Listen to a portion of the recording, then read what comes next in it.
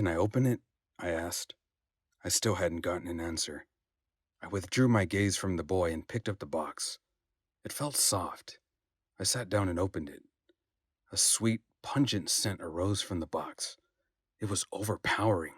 I felt sick. I peered inside the box, secretly holding my breath. Chocolates! Different kinds of dark truffle-shaped chocolate lay in rows.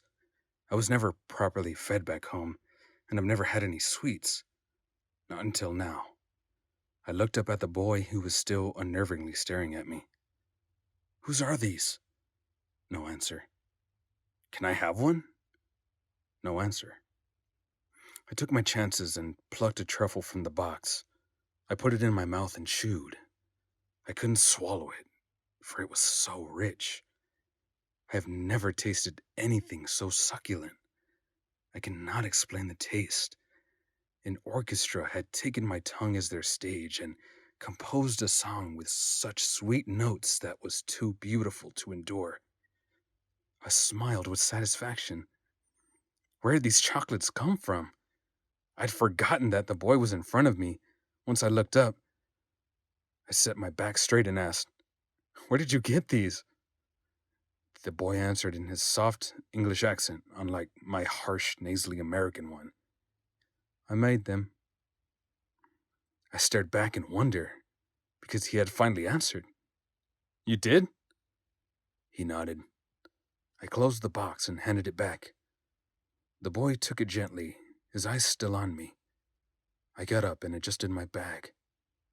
"It was nice to meet you," I said. I left the boy in the alley, hoping not to see him again. Congratulations! Today is your day. You're off to great places. You're off and away. You have brains in your head. You have feet in your shoes. You can steer yourself any direction you choose. You're on your own, and you know what you know. And you are the guy who'll decide where you'll go. You'll look up and down streets, look 'em over with care. About some you will say, I don't choose to go there. With your head full of brains and your shoes full of feet, you're too smart to go down any not-so-good street. And you may not find any you'll want to go down. In that case, of course, you'll head straight out of town. It's opener there, in the wide open air. Out there, things can happen, and frequently do, to people as brainy and footsy as you. And when things start to happen, don't worry, don't stew, just go right along. You'll start happening too. Oh, the places you'll go! You'll be on your way up. You'll be seeing great sights. You'll join the high flyers who soar to high heights. You won't lag behind because you'll have the speed. You pass the whole gang and you'll soon take the lead. Wherever you fly, you'll be the best of the best. Wherever you go, you will top all the rest. Hansel and Gretel followed the woman into the house. Immediately, the old woman served them hot turkey, fresh fruit, cookies, and cakes. The children ate and ate. "Go ahead," said the woman. "have some more." Hansel and Gretel happily filled their plates again. The old woman held Gretel's arm and said, "My, but you are skinny. I will fatten you right up." Startled, Gretel said, "But I like the size I am now.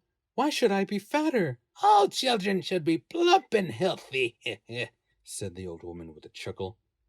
"I hope you two have room for some apple pie." Hansel and Gretel wondered why the old woman had not eaten. She was still keeping busy in the kitchen, building up the fire in the oven.